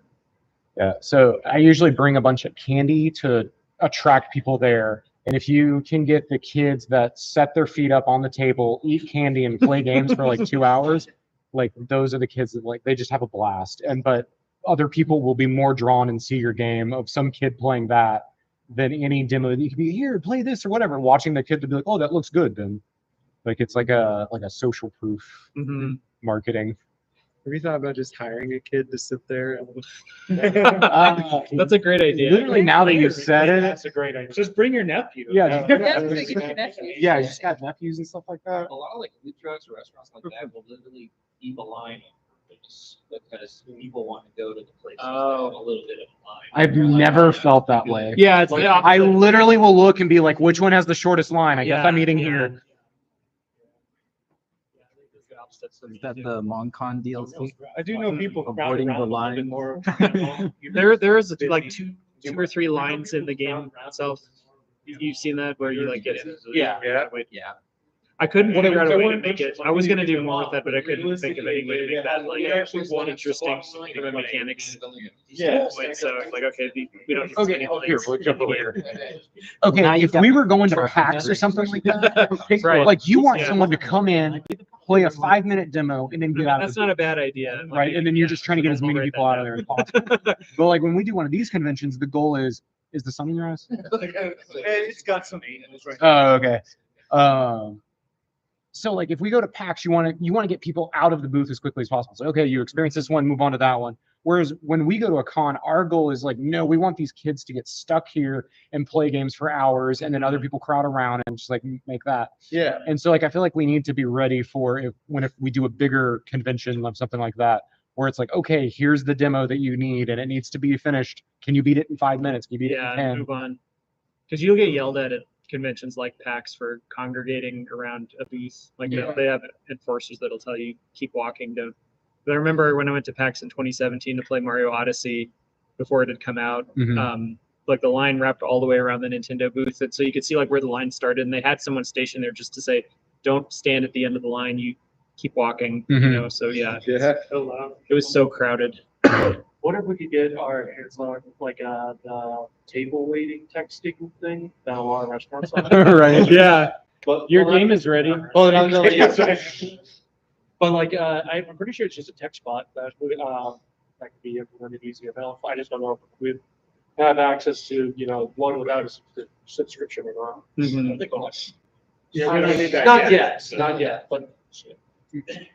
What is the next con? October. We got the week before Tulsa Games Fest. Is I don't man. Okay, it's a crappy con. We're The going. Anime Fest? Yeah, the Anime Fest. It was the same one we went to last time. Where is it? So we did get animal. Yeah, there was no waiting list. They let us right in. Yeah. We It's a did good sign. because like this time, no, there was like August, September, I was applying for Tokyo and Tulsa this year. We've never gotten into Tokyo and Tulsa. And there's a few others that I was like trying to do that were around town. Did you look into the Oklahoma Comic Con? Yes, it was like $400 a table. Yeah, so I was like, Were you trying to get Tokyo and Tulsa? yeah. Yeah, they reject us every They year. reject. Okay, but War Guts that does all of the gaming and stuff like that. Morgan got us in with them, and they're like, well, you could just come to the gaming area, and if you guys just set up computers, like you can do that. But it was like, You guys are amazing. yeah, and so they were gonna get us funny in. game community, and like they're cool with everyone. Yeah, and so They used to pitch. yeah, the goal with them is we would come in and be like, look, you have games you can't play anywhere else. Come to this area and play this game. And that was like the edge we were trying to go with. And they were like, yeah, we want that. And so hopefully next year, that'll probably, I think we'll succeed. Someone saying anything? Normally we sit down there and there's less sunlight directly in people's eyes. So sorry about that, guys. I'll remember that for next time. What we need to do just for streaming, because I know they can't hear me. Just 'cause Yeah, I haven't figured out the mic situation. Like, I'm sure it's fine with me, but like, I'm saying what you could do next time is they have a podium and microphones up there. it's not. Are we allowed to use that though? I mean, we are, but like, it's not for this. You want a direct line and stuff like that. I thought a decent that's not too expensive. It's like $40. Right. And that's like one for like you would do for telecalls and stuff like that. And that would work too. Right. It's just a USB. Well, it's just a USB microphone that just goes straight over. Also, there's no wall mic. That's an expensive. So. Oh, All right. So we did Saturday. You had your advice, Adrian. Did you have any? If people were going to do a con, what they should do? I mean, it was my like first con, but it was also kind of like my first time having somebody actually like play a game that I helped make. So there was a lot for me, but it was really cool just seeing like them sitting down and interacting with it and actually having fun. Because like with all my work, it's like I'm just kind of like behind a box. I do the job. I never see the light of day. You know, nobody says anything about it. You just keep getting better, and you're like, okay, cool. But that was really fun to see like actual like positive reinforcement to that. So I mean, I'm sure everybody knows that, but I did. So, but it was cool. Yeah, it's a real morale boost if you can get somebody to come and play your game and tell you face to face, "Oh, I really enjoyed this." Right. Yeah. You know, and it's not like a Steam review or a text message. It's like you actually have that one-on-one interaction with people. Yeah, because like our game was like in Godot, and I just had a friend who was like, "Hey, you want to learn Godot with me?" And I was like, "Sure, let's do it." And then Daniel was like, "Hey, we're doing this thing, and it'll be like in 3 weeks." And I was like, "All right, let's get it there. Let's get it there." And I wasn't expecting anybody to enjoy it, but there were some people that actually like really enjoyed it and was like, "I see like the potential here." So cool for like 2.5 weeks of work, but hopefully there will be more progress. Yeah, you did a great job turning that around so quickly. The one, Brandon, he didn't want to like get out in the booth. He was like, no, I need to work. I need to polish this. So I was like, no, you need people to play. You need to watch them interact. And then it took him a while, and finally people were doing that. And then the rest of the day, he was like, you want to play my game? I'm like, having a blast. Yeah, Brandon was really cool. He's the other one that's on the team and contributed to this. And there's a couple others as well. It was really fun because he was just like, he kept saying like, we're doing it live. Yeah. Just like go in and start fixing things. And it was like, cool. So That's I've awesome. I've never done that at a con where I'm like actually fixing bugs at the event. He would look at it and then start fixing it and then send a new build. Yeah. I couldn't do that. Yeah. It was impressive. And Ches, you took over, or did you want something to say? After this, yeah. Ches left. Oh no, you were right there. You were behind Chandler. All right, Chandler and Ches. What about you guys? You worked at a booth. What advice would you give to people? Like, oh, if you're going to come to a booth or do a live event and show off a game, what advice would you give people? Or you want to think on it? You can go first. Did you go first? Flashy games were kind of a main appeal. Yeah. I ended up playing Sunday, which was unexpected. I don't know why so many people played ZomCube. I guess because it was the very bottom of the list. Z, I don't know, or the Zom attracted them, but for some reason, I'm pretty sure just one person played it for a really long time. no, they had a good amount of plays. Like that. people were playing it on other days, so some of those were repeat people coming back from different days. Oh, no, on my systems. Good. I know, but other people had already played it and they were looking. They Oh. came back to play it. Oh, okay, that makes more sense. Because yeah, they would sit down and they would launch that without even looking. We're like, hey. Well, most people didn't look at stuff. They just kind of like looked at a list, like, okay, this sounds interesting, I'll play it. But people would walk by and see like Real Arena playing. Yeah. And that's a really flashy first-person shooter. And that attracted a lot of people too. Because they're like, oh, I want to play that game. Yeah. And so like, all right, let's boot it up. Yeah. My game, Real Arena, was like second most played game that day. Yeah, behind the returning Zone Q players. Mm-hmm. And then that one guy that played Emmy for like a few hours. Yeah. That guy. He boosted that number there. We should have taken a picture of him and got him like framed or something. Right. Like, World-renowned Emmy player. Yeah. Okay. So I realized where I screwed up. You need a game that has some form of high score system or anything like who played the longest, whatever, and then have like a board and leaderboard. literally have a leaderboard and be like, oh, this is how this person's doing. And then come back at the end of the day and Like- get a prize. Yeah, some on those lines. If we all put it that way, the advice for showing off a game at a con is kind of like making a game for an arcade, actually. Yeah. Yeah, something flashy, something that draws you in, and I guess a leaderboard too to show, hey, think you can beat these scores? Mm-hmm. I know that as a person at a convention, it'd be really cool to see only the leaderboard of people at that convention. Mhm. That would make it feel really personal and attached. Yeah. Like I'm competing with some guy in North Korea or something like that. Yeah. Mm-hmm. Like to get some stories. What I mean, this might be too lengthy. What if we tried to do a game jam at a con like that over the weekend, and you had people come up and be like, contribute to it, maybe draw a sprite or something, and we could slap it in. I mean, you saying that, my instinct was I'd rather die. This might be a lot too Um, Right. But You would. okay, so like if you went in there and you had like if you were doing a 2D game and I had a piece of paper and like we could scan it in and whatever that was, it was gonna like that block was good then gonna go into the game and be art in the game. And like I could literally just go and draw it like a Mario Maker and then put it in there and then they could play it. Like that would be really cool. But explaining like, okay, well, do you know what a Boolean is? Yeah. Right. Because we don't, it's like, I figured, I mean, whoever's behind the hoop would have to Yeah. programming it, but then you set up like a sprite and like 16 by 16 spreadsheets or whatever, and then be like, all right, you draw something, we'll put it in. Yeah. I would set up a game's bones with replaceable assets on the fly, like as part of the game system. So, yeah, just replace the feedback. Oh, yeah. Yeah, so Just there's break into it. Just import the sprite in, slap it down. Like, okay, you created this dirt. Well, Boom, I replaced okay. it. I feel like you could get away. I know I'm cutting you off. I'm sorry. All right. I feel like you could get away as an art project and be like, okay, we're going to have, here's the sound station, here's art, like just 2D, and then like whatever the character is, they can adjust something. And then people can go in and change it at random. Mhm. And then at the end of the day, whatever it is, whatever mess it is, that's what's going to go online. And that was that day's game. And then you do one of those each day. And it's like, okay. And then you work it more like an art experiment. Sorry, I Yeah, cut you no, off. it's Go. okay. Yeah.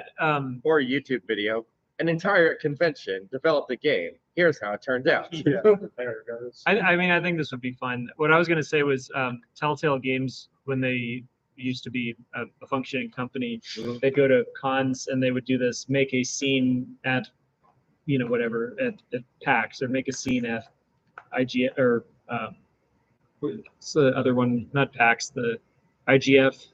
Anyway, it doesn't matter. So they, Independent Game Festival? yeah, I think so. They would have these panels where people would make a scene for one of their Telltale Games engine during that hour. So they'd get people to come up out of the audience and record a line or write some dialogue. So like they already had the skeleton of what they wanted to do ready to go before they did they didn't go in with a blank piece of paper. They're like, okay, we're all going to make a scene, but it's like they already had most of all the models and the environments were already done. They just let people contribute a few pieces here and there. Yeah, I was thinking like in terms of this project, like those scribble dots basically. Yeah, And then we would scribble dots and music assets only, and then you have 3 different types of phones maybe that we are developed beforehand, like a platformer, a linear puzzler, or something like that. Right. Something that would be very easy to grasp the controls of right off the bat, and that would actually be kind of cool because you have for a 3-day con, 3 different projects that go on each. It'd also be see the level of it when they levy. Right. I think a lot of people would die to do that. Right. Their like favorite games. And if you made something that was pretty fun and then allowed people to edit it and maybe made the editor intentionally look a little programmer, Yeah. make people feel like they're hacking around on it. Right. Yeah. Every block has like just this is block Yeah. and text. That's what the Matrix. Yeah. So it feels like you're coding. Yeah. I actually like that a lot. I feel like you're onto something. I think what you could do is have like a randomly generated seed system. So like, say you do Mario. We're just doing the first level Mario. But every block, we have a number of like how many blocks there are in there. And then it will basically, we put in like, this is block 1, block 2 of whatever is custom, that it has a default one if we don't have a number for it. So whoever the first person is, and then we have like however many people, they fill up every block. And then it's like, okay, we have this many clouds. So then those clouds, you can draw on the cloud. And you get to do one thing and you only get to contribute one thing, but then we have so many sounds, but then have the sounds be at random. So like if you hit like a turtle, each time it'll go through the whole list, pick one, and you might show up, you might not, but you're in the game. The codes will be really easy to set up for that. Yeah. Let alone also the asset integration. I was about to say, there's probably already a default project that we could just steal from and just build the rest out. I'm pretty sure we could still do projects and all. As long as you had somebody like behind a curtain who was like consuming, okay, here's all the new sprites, here's all the new sound effects, and like putting out new builds as stuff is coming in. I think you can automate the implementation of the assets. If, since we're talking about setting specific assets and stuff like that, it would be like when you first open up the game, all the assets are blank, and then part of the game would be to access a camera to then fill in the assets. And so I think you can automate the asset integration really easily. Because it's something like that with an entrepreneur, I wanted to make it super audible. So most of the stuff comes from just a folder that it generates gradually. So like you wanted an apple, you can just slide a sprite of an apple into this folder, and then boom, now you got an apple. Yeah. So in all honesty, just in a prototype to introduce like anything specifically, it's also game dev convention itself. Yeah. I feel like I might be And the line or it'd be like a platformer, very simple. oh yeah, I think a platformer just for the prototype would be the smartest thing. Yeah, no animations. I don't No I animations. just can't sit in these chairs this long, so I just can't stand. No animations, just a long ass asset list that needs to be filled. And at the end of it, we release it as Tulsa Game Dev's game. Right. I know you're drinking stuff, Chaz. Do you want to talk about the software that you brought Sunday?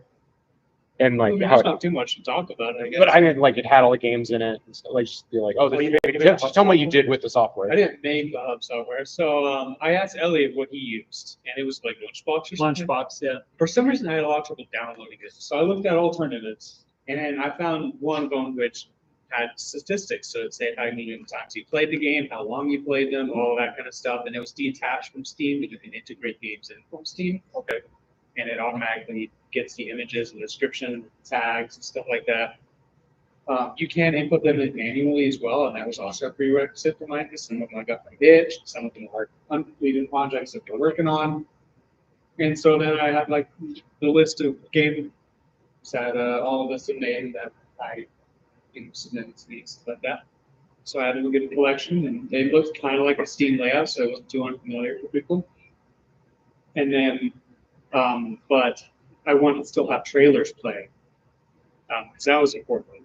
Because Daniel said it's nice to have somebody walk by and be able to see something on the screen. So I had wallpaper engine from Steam installed, and I made a trailer. And at the very top of the trailer, it said "click here to start playing," and I made that my wallpaper. So my wallpaper was the trailer, and it just cycled through the wallpaper of those games. That was smart. Yeah, I thought that was really cool. That's why I was like, you need to know. And it also had sound too. So That actually, I like to fun. For some reason in my head popping up is like there's an arcade cabinet that goes set up with it. I could have. Yeah. It would have been too different. So speaking of unfinished projects, we started talking about this on Discord a week or two ago, and I wanted to maybe pull this thread a little bit more. I thought it'd be cool to have a help wanted board for Tulsa game devs for like a project that people are working on. Like, hey, I'm doing like a, I don't know, a 2D sim game, and I need to hire an artist. I mean, I You can know. put it on now. What did you want to do? Yeah, Well, I thought you said we had to make a change to the Discord server To do whatever that one thing, like we have to The Fred channel. we have the job posting. Yeah. The Fred Yeah, Threads, well, but no, but did you want a different area? see, the thing is that these channels just get really messy over time. Like I'm picturing more of just like an actual board with like a row for each project where you can like write information about here's the game I'm making. Because last month, Adrian and I were talking about like stuff that Yeah. you're working on and other game ideas, and then I went home and I was like, I don't remember any of what we talked about. So it'd just be nice to have like a visibility for like here's what everybody's working on. Is in the Discord have a thread system too that But we don't have enough people.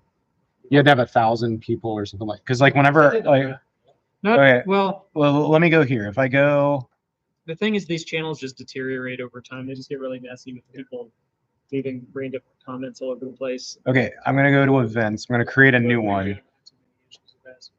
Yeah. But see, if I go to create a new one, it only gives me these two options. Yeah. So you had to update the. But whatever that update is, you had to have 1,000 You people had in to your have thing. 1,000 people in it. Yeah. I mean, Well, we could just make it to where spammers and stuff like that. Uh-huh. So Oregon's Discord is a lot smaller, but he's already got lots of spammers in it. Do we have spammers? I don't know. That's what I'm saying. How do you avoid spammers? Because Morgan's channel has spammers. I don't even have a bot here. I don't have any bots or anything. We just got if it's small, you just kick them off manually. I mean, there are people that have put adult-related content stuff on here, and I had to go in and delete the person and delete all their stuff. It was actually one of my students, and so I'm 99% sure that it was an accident and not him intentionally going in and putting it in every single channel. Wait, that was Discord, not my homework folder. Yeah, right. I was gonna say we could probably just make like a channel and we could just go down the Trello board route. We could just have like as the channel has just got one post in it leads to the Trello Discord. Yeah, I like the Trello idea. I think Dave was saying it might be nice to just keep it all in the Discord.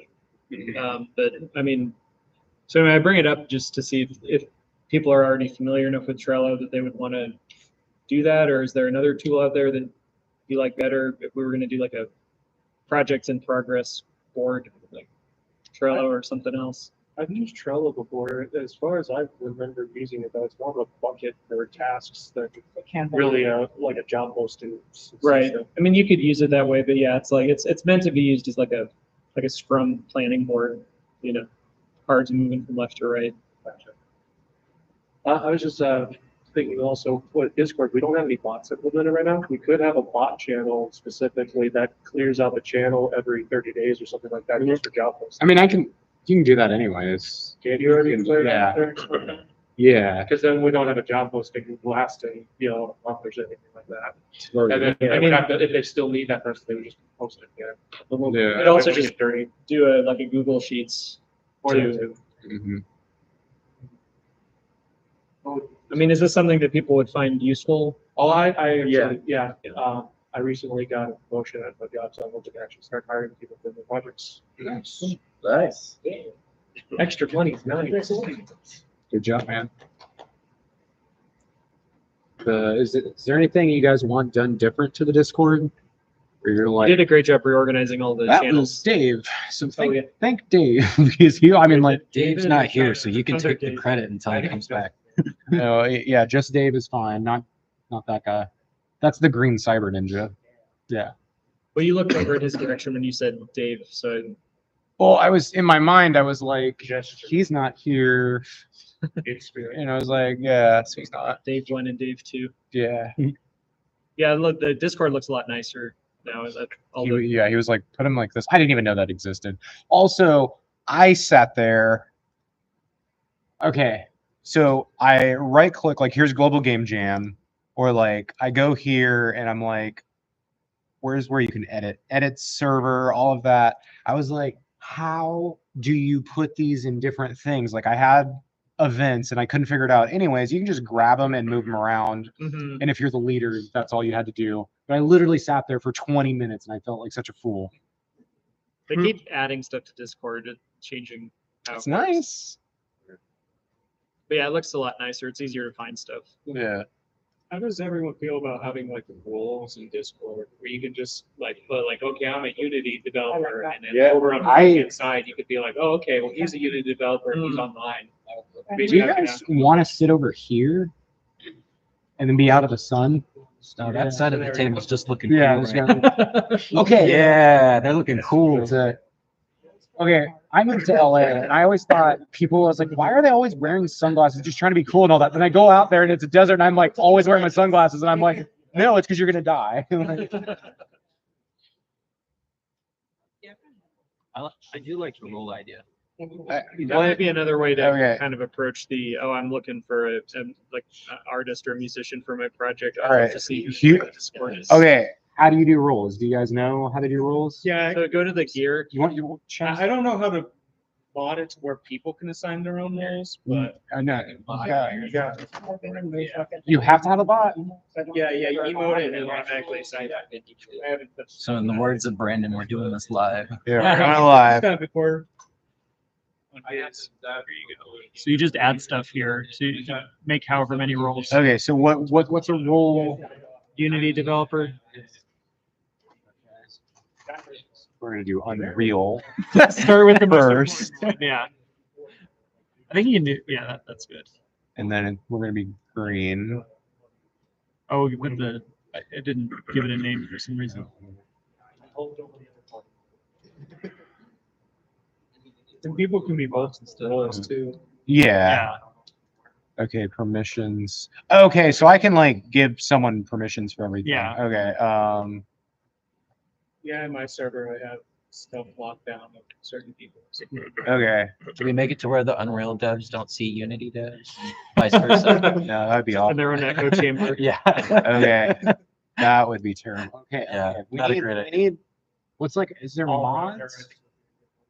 Moderator, you mean? Moderator or like leader? You guys want leader? Admin. Admin, leader, any Managers. manager? You got it? I mean, like literally, like Just throw out a do mod. mod. Does that have Discord. negative Does that have like a negative connotation? Did I say that right? Connotation. Connotation. There we go. I was like, Don't say condensation. condensation. Yeah, I know. I was like this. Game Master. Game Master? I guess there is a slight negative just because it's Discord mod. Oh yeah. Oh, well, yeah. Maybe to just Game Master or something. Okay. Game Master, yeah. I think it would be on too. Okay. Well, you guys are gonna be red. Blood red. Yeah. Okay. So I need to make. So Game Master is gonna have. You can view channels, manage roles, create expressions. Yeah, so you're just giving them all the permissions. Yeah. That's exactly. Yeah. This is everything. Wow, that's a lot of power, Daniel. Well, you're about to get it. Delete your entire channel. I'll delete the whole server. No, I don't think you can do Gotta that. accidentally make someone mad. That's for sure. Oh my god. They need to have a set all button. Right.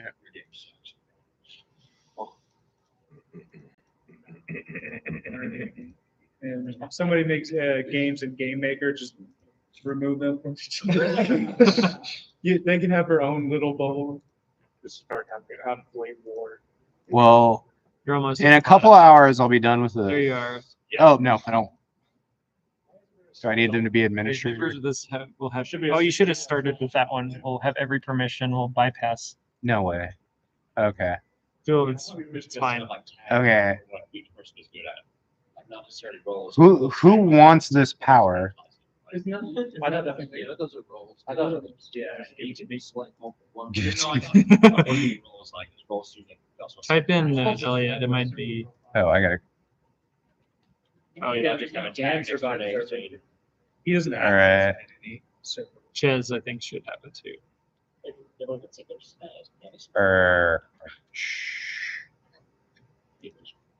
All right. Anyone else feel like they deserve that? Dave, do you feel like you could be a good mom? Elliot is. You and are you guys cool? You're both on admin level now. I'll be the moderator. Aren't you gonna assign The third. Okay. I'll be the third for voting for reasons. Green. I'm technically the host or something like that. I'll be third till I'm just. They're the server owner. Server owner. You have the little If crown. all of us died, it is. Did it not? What was If that you movie? die, it's complete chaos. What was the movie? I forgot the name of the movie. Where that happened with like the president, the House chairman, all of them died. Yeah, you know what that means, right? All three of us can't be in the same room. Yeah. We can't be Yeah. at the same con at the same time, unfortunately. Only know that. Okay. I was trying to find. Oh, there you are. You guys Oh, you are all already there. had it. No, but it like only showed you. Just about to start, and I. Okay. In the reimagined. So did this automatically update and you guys are? Secretary of Education, so she becomes the president. That's busy, but I'm very second. Oh no. Just fidget. Oh no. So if something happens to me, you guys can like take over everything. Yes. Yeah, I got it. Everything? Okay. I believe so. Yeah, you're suddenly lost. Yeah, now his name is like blood red. Yeah. Hospitalized. We'll tweet on your back. Right. It still exists. Yeah. If something ever happens to me, you guys let it be known that like, and I have to put on life support. You have to leave me on life support until I hit my goal weight, and then once you're there, then you can pull it off. So, yeah, that's my plan. It turns out it didn't matter. You were cremated anyway. Yeah, right. Keep him in there long enough, get a child-sized casket. Yeah, right. He's all atrophied. Do you ever like actually worry about that? Like if you're getting close to the end of a long game project, that like, what if I die before I finish? Yes. Okay, I'm glad I'm not the only one that has those thoughts. So it's torn between what happens if I die before I finish this game, and then the other one is as long as I'm working on the game, I'll get to live. And it's like an OCD thing. So it's like either I'm gonna die making it or like I get to live because of it. So I'm not constantly living in like this weird anxiety. So whenever I finish the game, it's like, well, what's your next project? Because you can die now. Yeah. And so If you never finish the game, you live forever. yeah. That's immortality. Yeah, you just come over here, man. Never finish your project. Right, wait. Should we just move on to? Why did we go here again? Why are we on this one? There were people in all of the other ones. And so I was like, oh, no one's here. Let me sit here. So you're in the go. And that was my logic. What? Wendigo. Yeah, how's that go? It's going all right. Been working on view model animations. Just put in pistol models.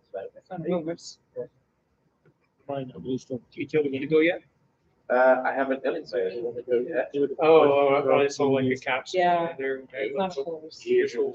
He's either dead or. Yeah. All right. Did everyone get food if you're gonna eat? Like, Because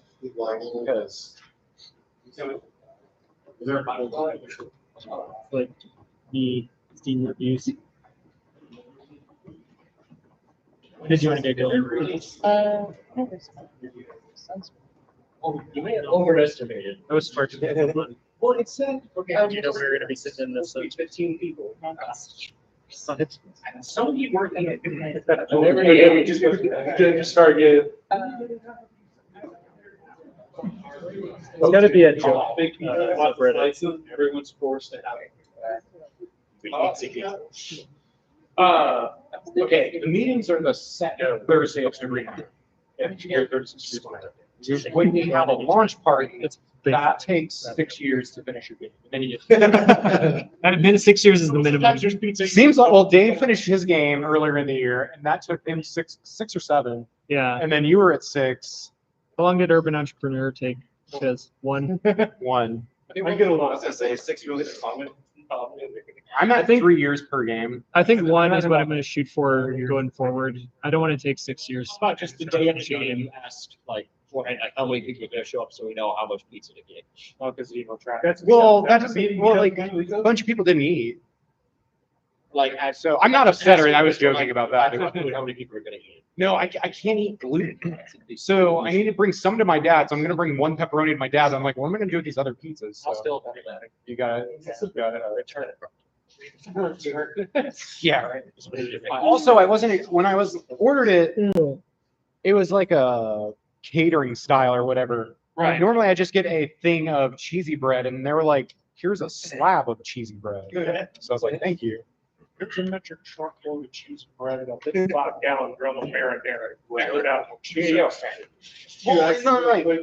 Okay. Yeah, sure. Mazio's used to be one of the greatest pizza places of all time, I mean, but over the years, if there was a way they could make it worse, they were like, we got to do that. We just got to make it worse. you know, cinnamon roll, screw the cinnamon, put pepperoni in it. Yeah, but like they changed their sauce, they changed their dough recipe, they changed even the what do you call it, like the corn flour that they put on the bottom. They went to a thicker one that doesn't match, and it used to be part of Ken's Pizza, and like, oh man, it just like they messed up so much. Is anyone here related to Mazio's people or something? Who has access to the corporate office? Okay. It used to be like my favorite go-to pizza of popular pizza places. And then now if you said, do you want CC's or Mazio's, I would choose CC's over Mazio's. CCS is bar. CCS is. Yeah. But also CC's has occasional, I know this is probably not a terms word, stoner pizzas. Yes. When they're like, hey, we got cheeseburger pizza or pepperoni and cheese pizza. Like, yeah, there's times where you're like, I want that. When you say that. And Anthony's has got some weird pizzas. Right. The Tex pizza. Well, they used to have the taco one. What's the Olay having? What does the Olay pizza have in it? So it's like a taco pizza, basically. Yeah. Sausage, and then the sauce is actually like salsa hot sauce. Right. If you have a pile of lettuce, about yay high cheese on toast. That's cool. Yeah. I personally liked it. I was got at least 2. Yeah. I think Andolini's and Empire are the two that I'm like, oh, I like this the most now. Yeah. But as far as like financially is concerned, Marco's 50% off coupon. It's like it's pretty good pizza for $10 if you can get a full pie. We get a 50% off. No, we got 30%. 30%. Yeah, but see, Yeah. yeah. She got her pizza Bacon from Bake was like Marco's. the top tier. It turns good like. They opened one right by her house. I know that. Right now, it's popping up everywhere. Yeah.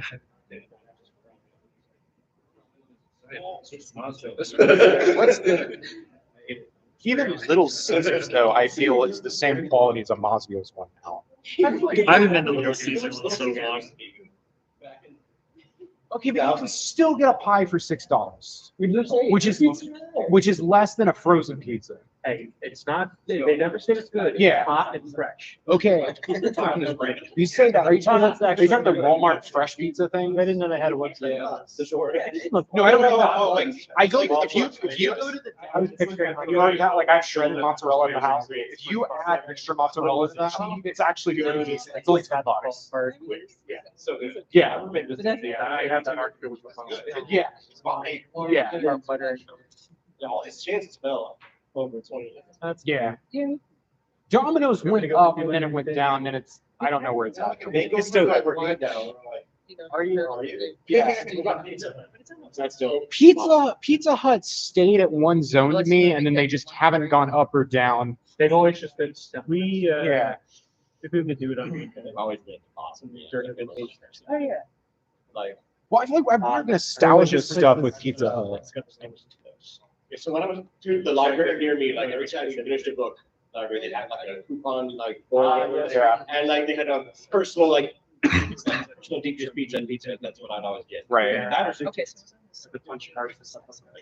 But I do feel okay because at Game Jam we were talking about pizza also. Yeah. We have almost worked our way through as a group every pizza place in town. So I was like, the next one is Andolini. No, because we went to Andolini. We just went to buy the slice. I don't So we got remember. I don't remember when it ended Empire yet, We haven't done Empire at all. and we haven't done Bohemia.